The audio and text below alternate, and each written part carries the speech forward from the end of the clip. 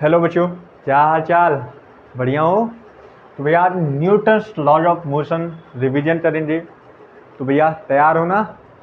चलो आज हम लोग न्यूटन्स लॉज ऑफ मोशन का रिवीजन करेंगे। मोशन इन 1 डे का रिवीजन कर लिया, 2 डे का रिवीजन कर दिया। आज हम लोग न्यूटन्स लॉज ऑफ मोशन, काफ़ी लंबा चैप्टर है बोला जाए और काफ़ी अच्छा चैप्टर है और इसमें काफ़ी बेसिकली क्वेश्चन ज़्यादा पूछे जाते हैं। मोस्ट प्रोबेबिलिटी है कि इससे भी इस साल क्वेश्चन पूछे जाने से, मतलब हर साल पूछे तो जाते ही हैं, लेकिन इनफैक्ट मैं यही बोलना चाहूँगा कि जब रिड्यूज हो जाए सिलेबस तो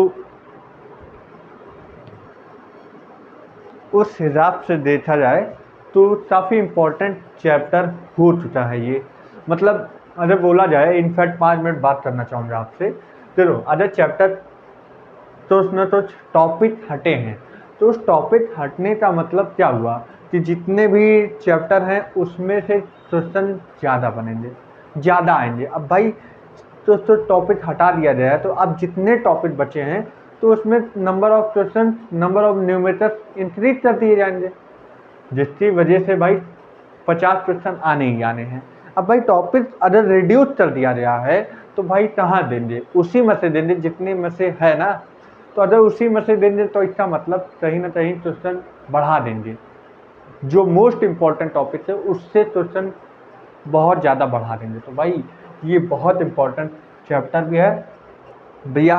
ये मैं हमेशा से हर एक वीडियो में कहता आ रहा हूँ भाई, ये वीडियो उन्हीं लोगों के लिए है जिनका कॉन्सेप्ट एक बार बन चुका है, एक बार कहीं ना कहीं से पढ़ चुके हैं, एक बार कहीं ना कहीं माइंड में बन चुका है सारा चीज़, ये यहाँ से होता है, ये वहाँ से होता है, ऐसे वैसे। लेकिन इफ़ अगर आपके पास समय है देन मैं आपको यही सजेशन देना चाहूँगा भैया, आप तो अगर मतलब डायरेक्ट फार्मूले रिवीजन करने हैं तो मेरे साथ बने रहिए। अगर इफ़ आपके पास समय है, आपको लगता है कि इससे मेरा काम नहीं होने वाला है, मतलब फार्मूले तो ड्राइव करने का समय है, तो करिए बिंदास। लेकिन अगर समय नहीं है तो मेरा यही कहना है कि आप ये फार्मूले तैयार करके इस पर ज़्यादा से ज़्यादा प्रैक्टिस करें। मैं यही बोलना चाहूँगा, ज़्यादा से ज़्यादा प्रैक्टिस करें। इस फार्मूले के तैयार करने से भी कुछ नहीं हो रहा जब तक आप प्रैक्टिस नहीं करोगे। मान लो तुम्हें MBBS का एक सर्टिफिकेट मिल जाए, तुम एक डॉक्टर हो, MBBS का सर्टिफिकेट मिल जाए, लेकिन जब तक आप प्रैक्टिस नहीं करोगे कोई भी पेशेंट आ जाएगा तो आप डील नहीं कर पाओगे। तो यहाँ पे मैं सारे फार्मूले दे रहा हूँ, मतलब MBBS का सर्टिफिकेट ये है, अगर आपको ये सारे फार्मूले दे रहा हूँ। अब इसको आपको तैयार करना है, फिर इस पर प्रैक्टिस करना है, जिससे क्या हो जाए आपके हाथों में सफाई आ जाएगा। और सफाई आने का मतलब क्या हुआ, आप उस चैप्टर से कोई भी न्यूमेरिकल से आप डील कर सकते हो। ठीक है, तो अदर चैप्टर से डील करना है बढ़िया से, तो भैया मैं एक ही बोलूँगा, प्रैक्टिस प्रैक्टिस प्रैक्टिस, जितना हो सके जितना ज़्यादा उतना करो। ठीक है, तो भैया न्यूटन्स लॉज ऑफ मोशन की बात कर ली जाए, सबसे पहले आता है इसमें फोर्स। अगर आप देख भी रहा हो, फोर्स, ठीक है। सबसे पहले फोर्स, फोर्स क्या होता है, ए पुश और पुल, ए पुश और pull which either change the state of rest और यूनिफॉर्म मोशन। देखो अगर बोल दिया जाए तो अभी मैं क्या हूँ, अभी मैं देख लिया जाए तो मैं रेस्ट में आ जाए, ठीक। अब या तो मुझे कोई खींच ले, मतलब पुल कर ले, या तो मुझे कोई धक्का दे दे, पुश कर दे, तो मेरा ये जो रेस्ट में है, जो मेरी बॉडी रेस्ट में है, वो मोशन में आ जाएगा। तो फोर्स क्या होता है, या तो पुश कर दिया जाए किसी बॉडी को या पुल कर दिया जाए किसी बॉडी को, उसकी वजह से जो चेंज आ जाए, चेंज आ जाए, लेकिन किसमें चेंज आ जाए, अगर कोई बॉडी रेस्ट में हो या कोई बॉडी यूनिफॉर्म मोशन में हो। अगर कोई बॉडी रेस्ट में हो या कोई बॉडी यूनिफॉर्म मोशन में हो, अगर उसमें उस पे मैं पुश कर दूं या पुल कर दूं, उस फोर्स की वजह से जो चेंज आए उसी को हम फोर्स कहेंगे। ठीक है, जनरल ये सब बातें तुम्हें 7th में ही मालूम पड़ जाती होंगी।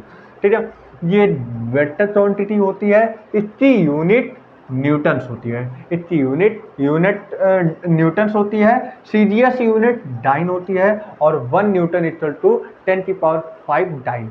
1 न्यूटन इक्वल टू 10⁵ डाइन। अब देखो मतलब फोर्स के क्या क्या इफेक्ट हो सकते हैं। देखो अदर फोर्स में इफेक्ट कैसे हो सकते हैं। अगर कोई ऑब्जेक्ट या कोई बॉडी अगर यूनिफॉर्म मोशन कर रहा हो तो अगर उसमें स्पीड में चेंज आ जाए, फोर्स क्या इफेक्ट कैसे हो सकता है। भाई मान लो मैं 40 के स्पीड में जा रहा हूँ, मैं 40 के स्पीड से चला हूँ, लेकिन अगर मैं फोर्स अप्लाई कर दूं तो वहां पे स्पीड पे चेंज आ जाएगा कि नहीं। हाँ आ जाएगा सर।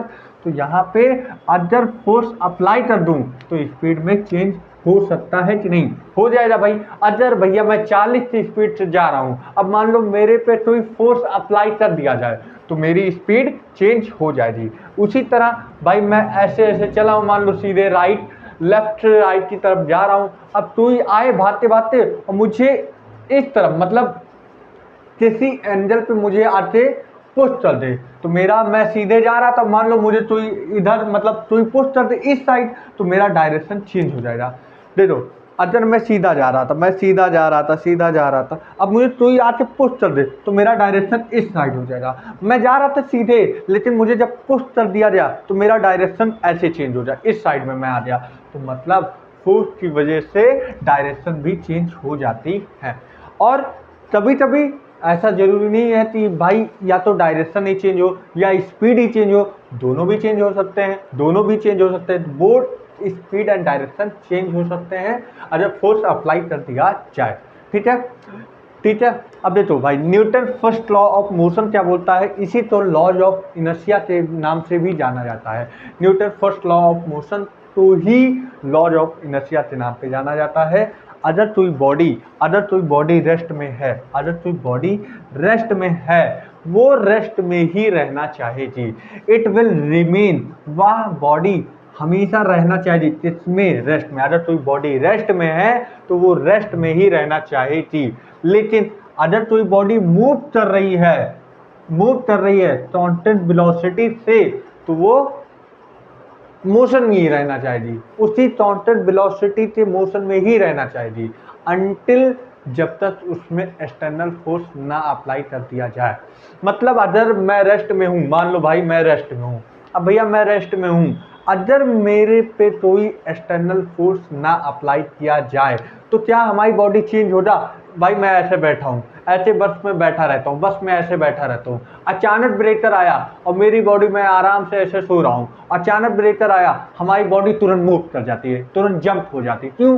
क्योंकि अचानक कहीं ना कहीं एक्सटर्नल फोर्स अप्लाई हुआ, ब्रेकर की वजह से बस पे एक्सटर्नल फोर्स अप्लाई हुआ, और एक्सटर्नल फोर्स अप्लाई हुआ जब बस पे, तो हम लोग रेस्ट में थे, तब उस समय हमारी बॉडी रेस्ट में थी। लेकिन जब एक्सटर्नल फोर्स अप्लाई हुआ बस पे, तो बस हम पे फोर्स लगाई, तो जब हम पे फोर्स लगा तो हमारा बॉडी जो रेस्ट में था वो मोशन में आ गया। ठीक है, वो मोशन में आ गया। तो if a body is at rest, अगर वो बॉडी रेस्ट में है तो रेस्ट में ही रहना चाहिए, और अगर बॉडी मूव कर रही हो कांस्टेंट वेलोसिटी से, तो वो कंटिन्यू उसी तरीके से रहना चाहिए, उसी वेलोसिटी से जाना चाहिए अनटिल जब तक एक्सटर्नल फोर्स ना लगे कोई। ठीक है। Inertia is directly proportional to mass, अगर तुम ये यहाँ याद कर लो तो ठीक है, नहीं तो जब मूवमेंट ऑफ इनर्शिया पढ़ोगे तो वहाँ पे ये चीज़ लगेगा। तो अगर तुम्हें याद करना है यहाँ पे याद कर लो, नहीं तो आगे जाते जब मूवमेंट ऑफ इनर्शिया निकालोगे तो वहाँ पे ये रिलेशन लगेगा। ठीक है। तो inertia is directly proportional to mass. अब इनर्शिया 3 टाइप के हो सकते हैं, inertia of rest, inertia of motion, inertia of direction. Inertia of rest, जब कोई बॉडी रेस्ट पे हो अनटिल जब तक उस पर एक्सटर्नल फोर्स ना अप्लाई कर दिया जाए तो उसी तो इनर्शिया ऑफ रेस्ट बोलते हैं। और इनर्शिया ऑफ मोशन, जब कोई बॉडी मोशन कर रही हो अनटिल जब तक उस पर एक्सटर्नल फोर्स ना अप्लाई कर दिया जाए तो वो इनर्शिया ऑफ मोशन, और अनटिल इनर्शिया ऑफ डायरेक्शन भी उसी तरीके से होता है, ठीक है। मोमेंटम जिसे हम पी से रिप्रेजेंट करते हैं, पी क्या बताता है, यम वी। हालांकि वी जो होता है ये वेलोसिटी होता है, वेलोसिटी एक वेक्टर क्वांटिटी होता है, ओवरऑल मोमेंटम एक वेक्टर क्वांटिटी है। इसकी यूनिट यम मतलब केजी, वेलोसिटी मतलब मीटर पर सेकंड, मतलब इसकी यूनिट क्या होती है, केजी मीटर पर सेकंड, केजी मीटर पर सेकंड। हालांकि ये बहुत आसान चीज है। अब देखो चेंज इन मोमेंटम क्या होता है, P final minus P initial, P final minus P initial, ये क्या होता है, change in momentum, change in momentum. अब देखो Newton second laws of motion क्या बोलता है, ये जरा देखते हैं। Newton second laws of motion बोलता है net force is directly proportional to change in rate of change in momentum, rate of change in momentum, applied force is directly proportional to rate of change in momentum। मेरे साथ बोलो, applied force, जितना हम force apply करेंगे किसी body पे, जितना हम फोर्स अप्लाई करेंगे उतना ही चेंज आएगा net momentum, rate of change in momentum में चेंज आएगा, क्योंकि भैया डायरेक्टली प्रोपोर्शनल है। तो applied force is directly proportional to rate of change in momentum. अब देखो इससे क्या होता है, जब प्रोपोर्शनलिटी का साइन हटता है तो एक नया कांस्टेंट आ जाता है, जे डीपी बाई डी टी, ठीक है। यहाँ पे टोटल नेट फोर्स क्या आ जाएगा, अगर मैं एक बार मास तो कांस्टेंट ले लूं और एक बार वेलोसिटी के कांस्टेंट ले लूं, तो यहाँ पे नेट आ जाएगा M D B by D T plus V D M by D T, ठीक है, ठीक है भैया, ठीक है सर। अब देखो नेट फोर्स इक्वल टू यम, यहाँ पे मास तो कांस्टेंट ले लिया है तो डीवी बाई डी टी, और यहाँ पे वेलोसिटी तो कांस्टेंट ले लिया है डीएम बाई डी टी। अब इससे थ्रू दो कंडीशन बन सकते हैं, अगर इन दोनों में मास मैं कांस्टेंट ले लूं, इफ मास मैं कांस्टेंट ले लूं, अगर मास तो मैं कांस्टेंट ले लूं तो यहाँ पे यम डीबी बाई डी टी बनेगा। अरे यार मास तो कांस्टेंट ले लूं तो इसकी वैल्यू 1 हो जाएगी, और 1 हो जाने का मतलब यम डीबी बाई डी टी हो जाएगा, यम डीबी बाई डी टी। अगर वहीं पे वेलोसिटी भैया कांस्टेंट ले लूं, वेलोसिटी का टर्म कांस्टेंट ले लूं तो मेरा क्या बन जाएगा, तो भैया V D M by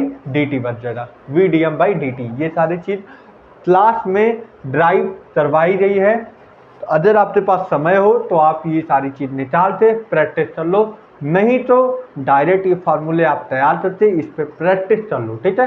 impulse, impulse क्या होता है, जब कोई भी लार्ज फोर्स अप्लाई कर दिया जाए, लेकिन एक स्मॉल इंटरवल ऑफ टाइम, छोटे समय के लिए एक लार्ज फोर्स अप्लाई कर दिया जाए। मान लो कभी कभी होता क्या है कभी कभी हम लोग तो ऐसे होता है भाई, कभी कभी मान लो लेट दिस सपोज कहीं लोहे जंग छाई नहीं रहती हैं, जंग छा रही होती हैं, तो उस पर कभी कभी हम लोग गलती से कहीं मान लो सीढ़ी उड़ी रहता है तो उस पर मैं ऐसे हाथ रख दूँ, मान लो कभी कभी लोहे पे जंग छाए रहते हैं, उस पर गलती से ऐसे हाथ रखता हूँ, तो उस पर जब फोर्स लगता है हाथों पे, तुरंत हमारे बॉडी में एक इम्पल्स आती है, एक छोटे टाइम पे हमारे बॉडी में इम्पल्स आती है, लेकिन फोर्स कैसा था, लॉन्ग फोर्स था, लंबा फोर्स था, लार्ज फोर्स था। लार्ज फोर्स होता है लेकिन स्मॉल इंटरवल, बहुत छोटे समय के लिए जो फोर्स अप्लाई कर दिया जाए उसे हम बोलते हैं इम्पल्स। इम्पल्स क्या होता है, force into D T, force into D T. जब इसका इंटीग्रेशन करते हैं तो यहाँ पे हमें इम्पल्स का फार्मूला आता है चेंज इन मोमेंटम, जिसे हम बोलते हैं एफ इंटू डेल्टा टी, ठीक है। अब देखो यहाँ पे डेल्टा पी क्या है, तुम्हें क्या लगता है, सर ये डेल्टा टी मूवमेंटम है। भैया बहुत बड़ी गलती कर दोगे, ये मूवमेंटम नहीं है, ये area under F T graph है, ये area under F T graph है। ये मत बोल देना भैया कि ये मूवमेंटम है ना, भाई ये ग्राफ है, चेंज इन ग्राफ, एरिया और area under F T graph है भाई, area under F T graph है। चेंज इन मोमेंटम और डेल्टा पी, भाई एकदम सावधानी से देख लो, डेल्टा पी ये कैपिटल लिखा जाता है लेकिन ये स्मॉल लिखा गया है, और दूसरी चीज ये डिनोट करता है area under F T graph, not momentum. क्या रिप्रेजेंट करता है, area under F T graph. पहले इंपॉर्टेंट बात है, area under F T graph represent करता है डेल्टा पी, जिसका फार्मूला होता है F into delta T. F into delta T, F into delta T represent करता है impulse, F into delta T represent करता है impulse, F into delta T represent करता है इम्पल्स, ठीक है। यहाँ पे डेल्टा पी क्या होता है, area under F T draft. अब उसके बाद रोटेट प्रोपुलेशन का फॉर्मूला क्या होता है, इसमें दो चीज बनते हैं। एक रॉकेट जब ऊपर की तरफ एक्सेलरेशन करता हुआ जा रहा हूं, मान लो ये एक रॉकेट है, अभी तो हालांकि तुम्हें मालूम हो जाती क्या नाम है, अभी क्या नाम है, कौन सा मिशन था, दो चार मिशन, चंद्रयान मिशन, और अभी सूर्य पे भी एक मिशन चला है। तो भैया बहुत सारे मिशन चल रहे हैं, लेकिन ये सारे किस पे बेस्ड है, रॉकेट से ही बेस्ड होते हैं, ठीक है। तो भैया मिशन नीट, लेकिन हम लोग का कौन सा मिशन है, हम लोग का नीट का मिशन है। हम लोग तो रॉकेट मैन प्रॉब्लम सॉल्व करते, नीट का मिशन सॉल्व करना है ना, है कि नहीं बच्चा, हाँ सच मालूम है। अब देखो यहाँ पे फोर्स ऊपर लगेगा, अप्लाइड फोर्स, एक्सीलरेशन भी ऊपर हो जा, लेकिन इसके मास की वजह से एक नीचे नेट वेट लगेगा, जैसे mg बोलते हैं, और एक की वजह से v velocity dm by D T minus M G equal to M में। देखो एफ ऊपर है, नीचे mg है, नीचे mg है और ऊपर एक्सीलरेशन, मतलब यहाँ पे mg minus V D M by D T equal to M में आ जाएगा। ये आप रट लेना, रट मत लेना, इसे सॉल्व करके निकालना हो निकाल लेना, इससे भी बहुत सारे क्वेश्चन पूछे जाते हैं। अगर वहीं पे वेलोसिटी कांस्टेंट कर दिया जाए, यहाँ पे अगर वेलोसिटी कांस्टेंट कर दिया जाए तो यहाँ पे हमारा फॉर्मूला क्या बन के आता है, V D M by D T equal to M G, V D M by D T equal to M G, ठीक है, ठीक है।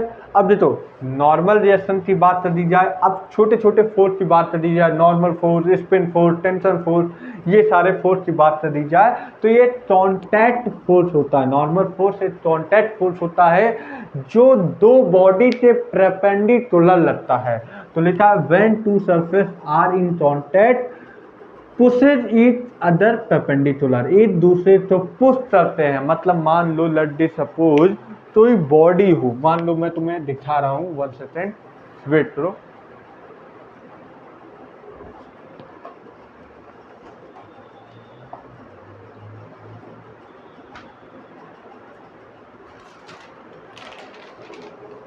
मान लो ये कोई मान लो बॉडी हो, ठीक है, ये बॉडी हो कोई, अब इस पे रख दिया जाए, इसकी वजह से नीचे, इसकी वजह से नीचे mg लगेगा, इस बॉडी की वजह से, इस बॉडी वजह से इस सरफेस पे, इस सरफेस पे ये फोर्स लगाएगा, इस सरफेस पे ये फोर्स लगाएगा, ये फोर्स लगाएगा, इस सरफेस पे ये फोर्स लगाएगा mg, और इसकी वजह से ये सरफेस इस पे फोर्स लगाएगा। भाई साहब मैं तुम्हें और कैसे बता सकता हूँ, 1 मिनट रुक जाओ,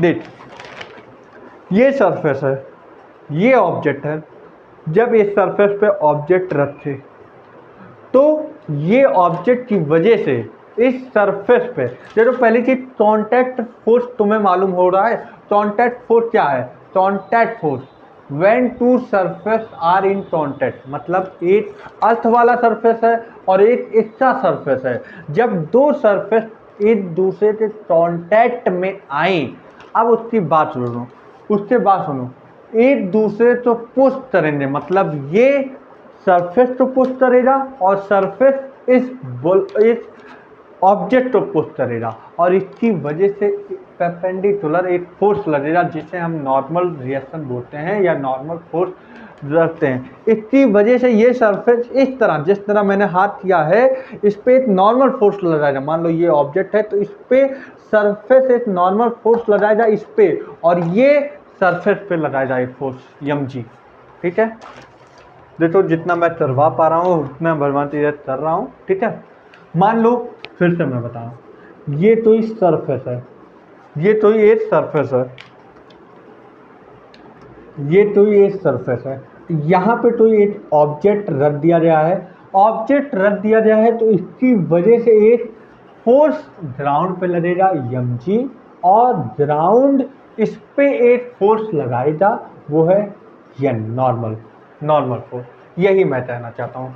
इंक्लाइंड पे भी देख लेते हैं, इंक्लाइंड पे भी देख लेते हैं। मान लो तो ये सरफेस है इंक्लाइंड, इंक्लाइंड पे है। अब मान लो इस पे तो एक ऑब्जेक्ट रख दिया गया है, अब इसकी वजह से एक फोर्स लगेगा यमजी फोर्स लगेगा उसकी वजह से, उसकी वजह से, और इसी वजह से एक प्लेन, इंक्लाइंड प्लेन ऐसे, इंक्लाइंड प्लेन ऐसे होते हैं, देख ये इस तरह होता है, समथिंग इस तरह, ऐसे ऐसे होता है इंक्लाइंड प्लेन। तो जब ये ऑब्जेक्ट मैं ऐसे रख दिया हूँ, अबे भाई रुक जाना, ये ऐसे जब रखा हूँ, रुक जा भाई, रुक जा, हाँ रुक जा, एक मिनट, 1 सेकेंड, रुक जाओ, तुम्हें और अच्छे फील करवाता हूँ, अब तुम्हें और अच्छे फील हो जा। देखो इंक्लाइंड प्लेन ऐसे होता है, इस तरह होता है। यहाँ पे कोई ऑब्जेक्ट रख दिया हूँ, अब देखो उस पर टेप चिपका दिया हूँ ना, देखो यहाँ पे जब कोई ऑब्जेक्ट मैंने रखा तो यहाँ पे एक फोर्स लगेगा, कॉन्टैक्ट, देखो यहाँ पे एक इसका सरफेस है और एक ग्राउंड का सरफेस है, दो सरफेस की वजह से जब इस ऑब्जेक्ट का फोर्स ग्राउंड पे लगेगा तो इस तरह लगेगा, इस तरह फोर्स, इस तरह इसका फोर्स लगेगा, यमजी लगेगा, इस तरह फोर्स, और ग्राउंड क्या लगाएगा, इस तरह फोर्स लाएगा। मतलब मेरे कहने का मतलब ये है कि भाई यहाँ पे इस तरह तो इंक्लाइंड प्लेन है, ये तो ऑब्जेक्ट है, अब इस ऑब्जेक्ट की वजह से इस प्लेन पे इस तरह यमजी लगेगा, और इस प्लेन की वजह से एक परपेंडिकुलर फोर्स लगेगा जिसे हम नॉर्मल रिएक्शन बोलते हैं, इस तरह लगेगा। ये बात फील आ रही होगी, मुझे लगता है कि ब्लॉक की वजह से नीचे यमजी लगेगा और इस प्लेन की वजह से एक नॉर्मल रिएक्शन यन लगेगा, ठीक है। एक 3 एक्सिस पे अगर फोर्स दे दिया जाए और तीनों का एंगल अल्फा, बीटा और गामा हो, देन हम फोर्स निकालते हैं F1 sine alpha equal to F2 sine beta equal to F3 sine gamma. ये भी बहुत इंपॉर्टेंट है, इस पे भी क्वेश्चन पूछे जाते हैं, ज़्यादा नहीं पूछे गए हैं लेकिन पूछे जाते हैं, ठीक है। तो भैया F1 sine alpha equal to F2 sine beta equal to F3 sine gamma. एक बार बढ़िया से फिर से रिवीजन। देखो फोर्स क्या होता है, पुश या पुल कर दिया जाए जिसकी वजह से बॉडी में चेंज आ जाए, अगर वो रेस्ट में हो या मोशन में हो तो उसे हम फोर्स कहेंगे। अब फोर्स एक वेक्टर क्वांटिटी होती है, उसकी यूनिट न्यूटन होती है, 1 न्यूटन बराबर 10 की पावर 5 डाइन होती है। फिर उसके बाद फोर्स का क्या क्या इफेक्ट हो सकता है, मतलब फोर्स अप्लाई करने के बाद क्या क्या चेंज आ सकता है। तो अगर फोर्स अप्लाई कर दिया जाए, change in speed, change in direction, और बोथ स्पीड भी हो सकता है, डायरेक्शन भी हो सकता है। उसके बाद फर्स्ट लॉ ऑफ मोशन, जिसे हम लॉज ऑफ इनर्शिया बोलते हैं, जब तक बॉडी, अगर कोई बॉडी रेस्ट में हो, अंटिल जब तक उस पर एक्सटर्नल फोर्स न लगाया जाए तो वो बॉडी रेस्ट में ही रहेगी। अगर वो बॉडी मोशन में हो, अंटिल जब तक उसमें एक्सटर्नल फोर्स ना अप्लाई किया जाए तो वो बॉडी मोशन में ही रहेगी, ठीक है। अब तो inertia is directly proportional to mass, ये तुम यहाँ याद कर लो तो वो भी बढ़िया है, नहीं तो मूवमेंट ऑफ इनर्शिया आपको ये फॉर्मूले रखने पड़ेंगे।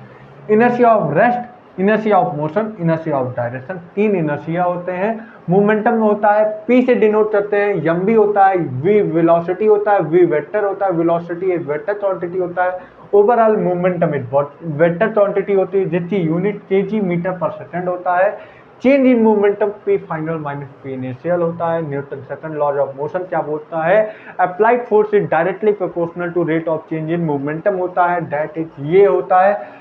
यहाँ पे जब प्रोपोर्शनलिटी हटता है तो एक नया कांस्टेंट आता है जिसे के बोलते हैं। तो अप्लाइड फोर्स इक्वल टू के डीपी बाई डी, ये हमारा सेकंड लॉज ऑफ मोशन का ये रिलेशन होता है। अब उसके बाद हम बात कर दी जाए नेट फोर्स क्या आता है, अगर मास और वेलोसिटी, तो एक बार मास तो कांस्टेंट कर दे, दूसरी बार वेलोसिटी तो कांस्टेंट कर दे, तो यहाँ पे M D B by D T plus V D M by D T का फार्मूला आता है, ओवरऑल फोर्स आता है। अगर इफ इसमें एक बार मास तो कांस्टेंट कर देते हैं तो M D B by D T होता है, और वहीं पे अगर वेलोसिटी तो एक बार कांस्टेंट कर दे तो यहाँ पे V D M by D T आता है, ठीक है।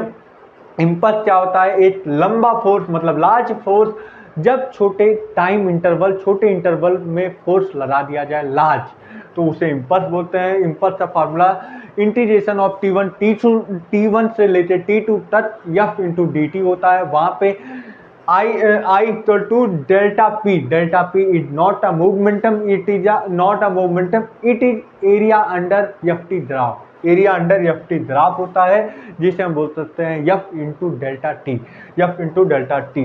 रॉकेट प्रोपल्शन में एक पहला फार्मूला आता है, अगर रॉकेट ऊपर की तरफ मूव कर रहा हो विथ एक्सीलरेशन ए, देन हम क्या निकालते हैं, velocity into DM by D T minus M G equal to M में। और in case of constant velocity, पहली चीज अगर एक्सीलरेशन ऊपर जा रही हो, एक कांस्टेंट एक्सीलरेशन से अगर कोई रॉकेट ऊपर की तरफ मूव कर रहा हो, then velocity into DM by D T minus M G equal to M में। और वहीं पर अगर कांस्टेंट वेलोसिटी हो जाए तो V DM by D T equal to M G हो जाता है। अब वही नॉर्मल फोर्स की बात कर दी जाए, ये कांटेक्ट फोर्स होता है, सरफेस फोर्स होता है। यहाँ पे दो बॉडी एक दूसरे से कांटेक्ट में आने के बाद परपेंडिकुलर एक दूसरे पे फोर्स लगाते हैं, उसे तो हम बोलते हैं नॉर्मल फोर्स। फिर उसके बाद अगर तीन फोर्स दे दिया जाए तीन एंगल पे, तो F1 by sine alpha equal to F2 upon sine beta equal to F3 upon sine gamma. तो ये पहली स्लाइड होगी। हालांकि मुझे इतना पता होगा कि आपको ये स्लाइड बढ़िया से तैयार हो जाएगा, ठीक है भैया। आपके सामने नेक्स्ट स्लाइड आ रही होगी, तो भैया देख लो, यहाँ पे मैंने लिफ्ट वाला चीज ले लिया है और आपका कॉन्टैक्ट ब्लॉक सिस्टम ले लिया है ना। एक लिफ्ट वाला मैंने पूरा चीज ले लिया, एक कॉन्टैक्ट ब्लॉक सिस्टम मैंने ले लिया है, ठीक है। देखो भैया, अगर आपके पास समय हो, मैं यही बोलूँगा, यही सजेशन होगा कि भैया आप लोग अगर ड्राइव कर सकते तो ड्राइव करिए बिंदास। क्योंकि भाई देखो, ये सारे क्वेश्चन माइंड तो खोलने वाले हैं, माइंड तो एकदम स्विच आउट कर देते कि यार ये ऐसे हो रहा, ये यहाँ से निकलेगा, वो वहाँ से निकलेगा। तो माइंड तो ये लोग कैपेबल बना देते हैं कि क्वेश्चन सॉल्व में बहुत अच्छा लगेगा, ठीक है। तो भैया मैं यही बोलूँगा, थोड़ा क्या पता आवाज़ आ रही हो, मे बी अब आवाज़ नहीं आ रही हो, अब आप तो डिस्टर्बेंस नहीं हो रहा ना, थोड़ी आवाज़ आ रही थी। देखो यहाँ पे पहले लिफ्ट अगर रेस्ट में है, तो यहाँ पे अगर बॉडी रेस्ट में है, मतलब लिफ्ट एट रेस्ट, अगर लिफ्ट रेस्ट में है, देन हमारा रिएक्शन, नॉर्मल रिएक्शन की वैल्यू क्या आती है, आर मतलब नॉर्मल रिएक्शन है, तो नॉर्मल रिएक्शन की वैल्यू क्या आती है, M G, R equal to M G. लेकिन तब अगर बॉडी रेस्ट में है, मतलब लिफ्ट रेस्ट में है, बॉडी भी रेस्ट में होगी, बॉडी रेस्ट में होगी, तो ये नॉर्मल रिएक्शन किसके बराबर होगा, एम जी के बराबर होगा, एम जी के बराबर हो जा, ठीक है। अगर वहीं पे लिफ्ट मूव कर रही हो, लेकिन कांस्टेंट वेलोसिटी से साथ, अगर वेलोसिटी कांस्टेंट हो जाएगी, then R minus M G equal to 0। तो मतलब यहाँ पे रिजल्टेंट या नॉर्मल रिएक्शन की वैल्यू एम जी के बराबर आ जाएगी। लेकिन तब भैया एम जी के बराबर आ जाएगी जब वेलोसिटी कांस्टेंट हो जाए लिफ्ट केस में, ठीक है। तो R equal to M G.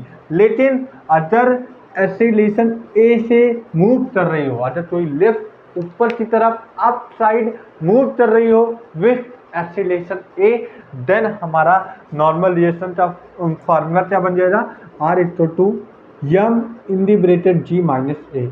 अगर कोई भी ये चीज जब क्या नाम मंकी वाले में है, यही फार्मूला रहेगा, ठीक है। अगर मंकी अपर चढ़ रहा हो तो देन एम जी माइनस ए, डायरेक्ट आपको बताया जा रहा है यहाँ पे।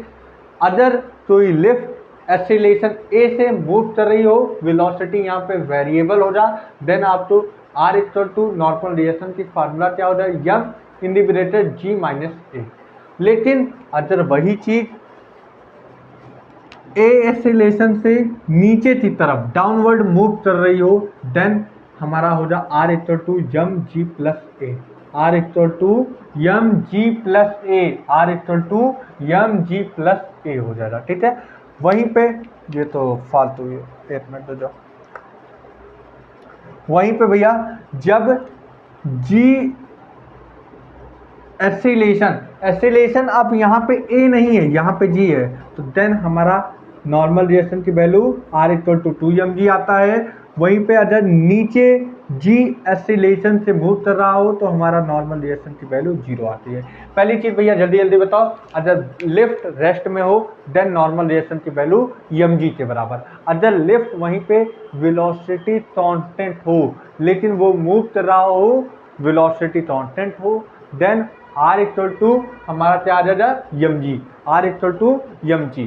अब तीसरा चीज, अगर वहां पे लिफ्ट अप साइड मूव कर रहा हो विथ एक्सीलरेशन a, और भाई जब एक्सीलरेशन a से मूव कर रहा हो तो वेलोसिटी कांस्टेंट नहीं हो सकता, वेलोसिटी वेरिएबल हो रहा, और वेलोसिटी वेरिएबल हो रहा तो वहां पे R equal to m in the bracket g minus a।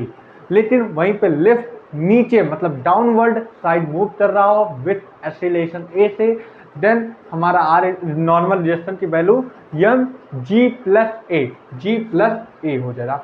और फिर अगर उसी तरह G एसिलेशन से लिफ्ट ऊपर की तरफ मतलब अपवर्ड मूव कर रहा हो तो R इक्वल टू 2mg, नीचे G एसिलेशन से मूव कर रहा हो तो R की वैल्यू 0। देखो ये लिफ्ट का टेस्ट था, मैंने एकदम आराम से सब कुछ बता दिया है। सबसे पहले न्यूटन्स लॉ ऑफ मोशन में तुम्हें ये फार्मूला रट लेना चाहिए, acceleration equal to total unbalance force upon total mass. बेटा ये याद कर लो, मेजॉरिटी जगह यही ही लगने वाला है, यही लगने वाला है, यही लगने वाला है, ठीक है। अब देखो यहाँ पे दो बॉडी है, कांटेक्ट में है एक दूसरे से, यहाँ पे एक्सीलरेशन पहले निकाल लेते हैं। एक्सीलरेशन बोलता है टोटल अनबैलेंस फोर्स, फोर्स क्या लग रहा है यफ, तो टोटल अनबैलेंस फोर्स यफ आ गया। और टोटल मास मतलब टोटल मास यहाँ पे m1 का मास और m2 का मास जोड़ लिया जाए, मतलब टोटल अनबैलेंस फोर्स यफ हो जाएगा, total mass m1 plus m2, that's it. यहाँ पे एक्सेलरेशन आ गया। अब देखो मैं तुम्हें एक बात बताऊं, अगर तुमने यहाँ पे पढ़ा तो जरूर है, इसी चैप्टर में पढ़ाना चाहिए, अभी बताऊंगा। यफ इक्वल टू m में होता है, यफ इक्वल टू m में, F equal to force equal to mass into acceleration.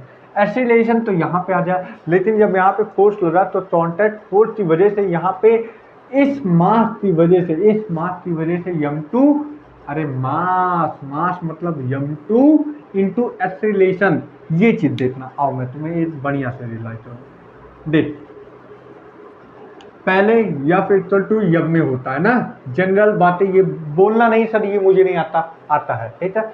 यहाँ पे फोर्स लग रहा है m1 प्लस m2, लेकिन लास्ट एंड पे m2 पे लग रहा है, तो यहाँ पे m की जगह m2 लिख दे। अरे भाई देख मास की जगह m2 लिख दे तो बोल हाँ, तो ही मैं आगे बढ़ूंगा। मास की जगह m2 लिख दे, हाँ सर लिख दो। अब यहाँ पे एक्सीलरेशन है, एक्सीलरेशन हमने क्या निकाला है, टोटल अनबैलेंस फोर्स यफ और total mass m1 plus m2, तो यहाँ पे F upon m1 plus m2। तो भैया मैं अभी तो यही लिखा था, F equal to mass into acceleration, ये पूरा एक्सेलरेशन हो जाएगा, ये हो जाएगा मास, तो यहाँ पे फोर्स की वैल्यू आ जाएगी, ठीक है। अब उसी तरह अगर फोर्स बड़े वाले पे लगा दिया जाए, देन हमारा मास यहाँ पे m1 हो जाएगा, तो यहाँ पे मास m1 और acceleration F upon m1 plus m2 हो जाएगा, ठीक है। तो यहाँ पे ये फार्मूले हो जाए, दो बॉडी अगर कांटेक्ट में रहे एक दूसरे से तो हमारा ये फार्मूला हो जाए, ये फार्मूला हो जाए, ठीक है, ठीक है, ठीक है सर।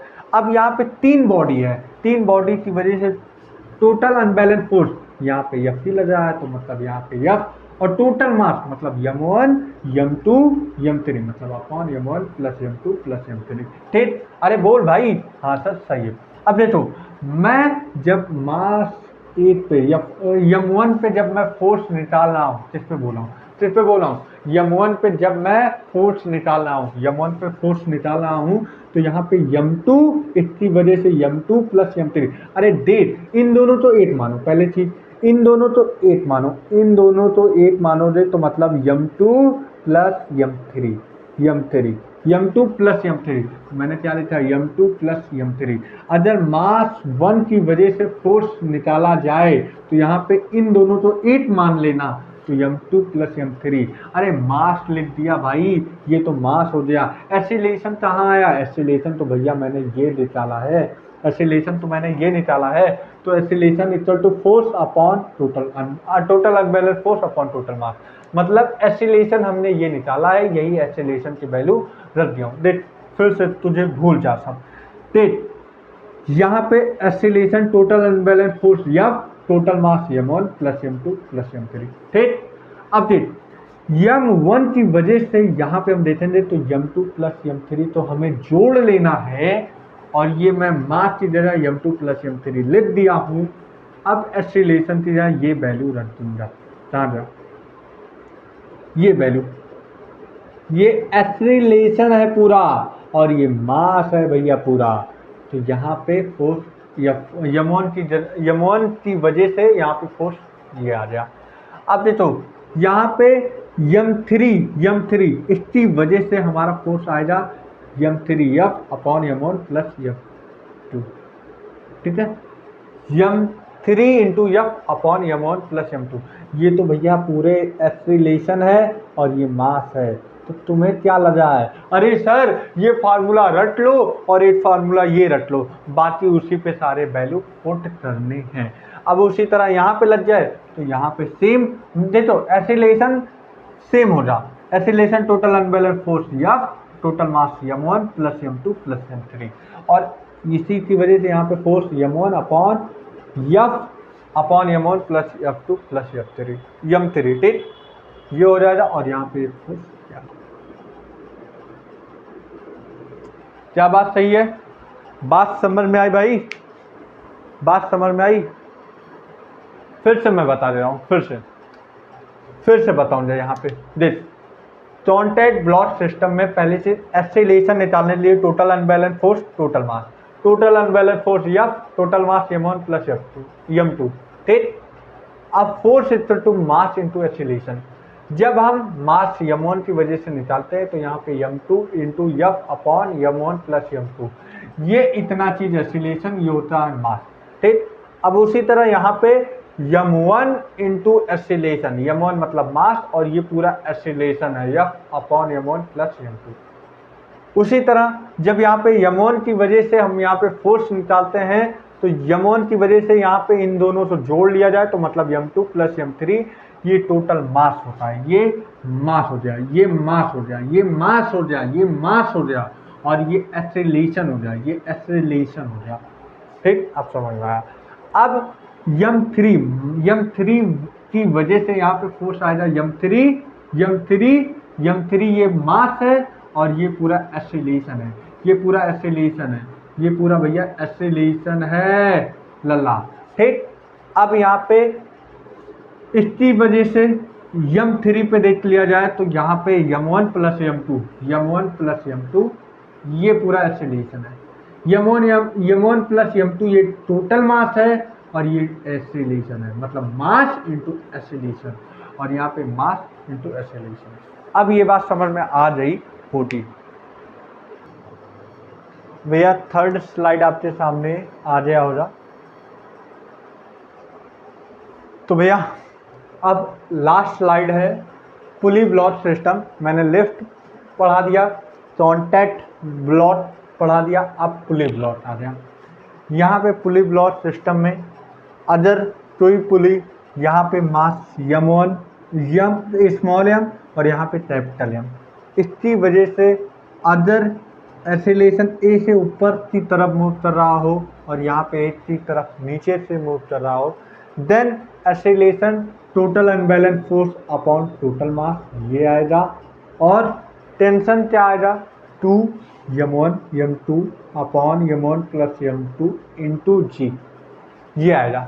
यहाँ पे वही वाला फार्मूला जो रटाए थे, total unbalance force upon total mass, ये वही लगा है। टोटल अनबैलेंस फोर्स मतलब यहाँ पे capital mg minus small mg upon total mass मतलब कैपिटल M स्मॉल m, यहाँ से एसिलेशन आ गया। उसी तरह टेंशन में 2m1 into m2 upon m1 plus m2 into g होता है। ठीक है, यहाँ पे टेंशन। अब यहाँ पे पुली ब्लॉक सिस्टम क्या आ गया? यहाँ पे एसिलेशन उसी तरह जैसे यहाँ पे m2 की वजह से जो यहाँ पे वेट लगेगा m2g लगेगा, m2g upon total mass m1 plus m2, तो यहाँ पे एसिलेशन ऐसे आ जाएगा और यहाँ का टेंशन क्या हो जाए, T equal to m1 m2 upon m1 plus m2 into g. यहाँ पे टेंशन T लगेगा, यहाँ पे भी टेंशन T लगेगा, यहाँ पे m2g लगेगा और यहाँ पे m3g रहेगा। तो यहाँ पे m2 माइनस m1 ठीक है, m2 माइनस m1, सॉरी बेटा एक मिनट हो जाओ, यहाँ पे m2 माइनस m3 रहेगा, m1 कैंसिल आउट हो जाएगा क्योंकि यहाँ पे टेंशन T रहेगा और यहाँ पे भी टेंशन T रहेगा, इन दोनों आपस में कैंसिल आउट कर देंगे। तो यहाँ पे मास का रहना ना रहना बराबर ही है, m2g माइनस m3g, तो जी दोनों में कॉमन है, तो यहाँ पे m2 minus m3 into g upon total mass m1 plus m2 plus m3, यहाँ पे ये वाला आ गया। और यहाँ पे मान लो एक इंक्लाइंड प्लेन है with the angle of theta, तो यहाँ पे जो एंगल बनाएगा यहाँ पे इसकी वजह से m1g लगेगा, इसकी वजह से एक नॉर्मल फोर्स लगेगा, इसकी वजह से एक कंपोनेंट बन के आएगा जिसे हम बोलेंगे m1g sine theta, m1g sine theta. और यहाँ पे m2g लग जाएगा फोर्स, यहाँ पे टेंशन T लगेगा, यहाँ पे भी टेंशन T लगेगा, तो यहाँ पे ये फोर्स ज़्यादा होगा, ये फोर्स कम होगा, तो m1g sine theta minus m2g upon total mass m1 plus m2, ठीक है, ये हो जाएगा। अब तो ट्रेंड मोशन में क्या आता है, यहाँ पे रिलेशन है तो T1 A1 equal to T2 A2, यहाँ पे A एक्सेलरेशन है, T टेंशन है, T1 B1 equal to T2 B2, T tension है, V वेलोसिटी है, और यहाँ पे T1 S1 equal to T2 S2, यहाँ पे T टेंशन है, S डिस्प्लेसमेंट है, ठीक है। यहाँ पे तीन कंडीशन याद रखना, नीट में भर भर से पूछा जाता है। अगर कोई भी मान लो कोई भी मार्कर ओ भाई हाँ, कोई भी ऑब्जेक्ट हो, कोई भी जैसे मान लो जो जजमेंट मैं तुम्हें दिखा रहा हूँ,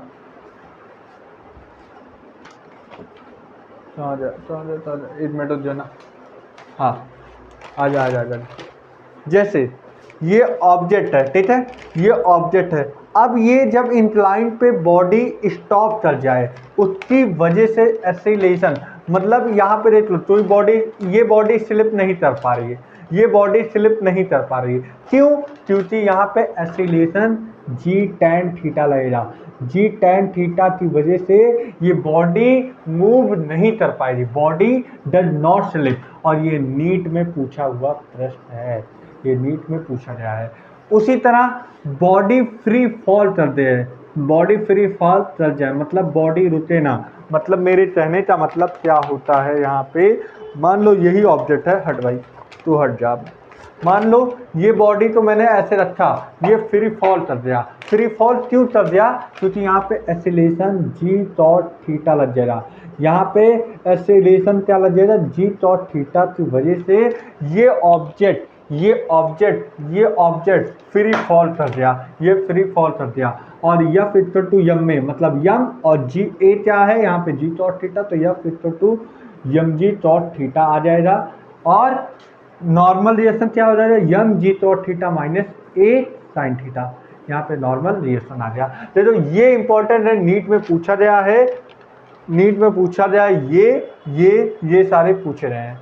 बुलेट प्लेट प्रॉब्लम एक क्वेश्चन बचा था, तो F equal to N M U into delta T, और यहीं पे डेल्टा ई यहाँ पे भेज दिया जाए तो F इंटू डेल्टा टी हो जाएगा equal to N M U, sorry 2 यहाँ है, 2 यहाँ पे है, ठीक है, यहाँ पे 2 है, 2 एन यम यू, ठीक है। तो यहाँ पे इसी को ही हम बोलते हैं इम्पल्स, इम्पल्स तो डेल्टा पी से लेते हैं, delta P equal to 2 N M U. तो भैया आपका न्यूटन लॉज ऑफ मोशन था, सारा रिवीजन, सारा कॉन्सेप्ट, सारा चीज़ें मैं कर दिया हूँ। अब आपका motion in 1D 2D Newton's law of motion, work power energy, ये 4 चैप्टर होते हैं खत्म। अब नेक्स्ट जो है शायद टोलिजन पे आए, टोलिजन के साथ साथ उसी में फ्रिक्शन होगा, टोलिजन और फ्रिक्शन दोनों साथ होगा, फिर उसके बाद आगे आएगा। तो भैया आप ज़्यादा से ज़्यादा प्रैक्टिस करो, मैं बोल रहा हूँ ज़्यादा से ज़्यादा इसकी हेल्प लेके प्रैक्टिस करो, जितना ज़्यादा प्रैक्टिस हो उतना ज़्यादा फ़ायदा होने वाला है बच्चा। मैं यही बोलूँगा, प्रैक्टिस प्रैक्टिस प्रैक्टिस, ठीक है भैया। हंसते रहो और पढ़ाई करते रहो, ठीक है। मिलते हैं नेक्स्ट वीडियो में, पढ़ाई करते रहना, ठीक है। और तैयारी भी बढ़िया करना, प्रैक्टिस बढ़िया करना, ये साल तुम्हारा फाइनल होने वाला है, ठीक है। और ज़्यादा इधर उधर डिस्ट्रैक्ट मत होना, ठीक है।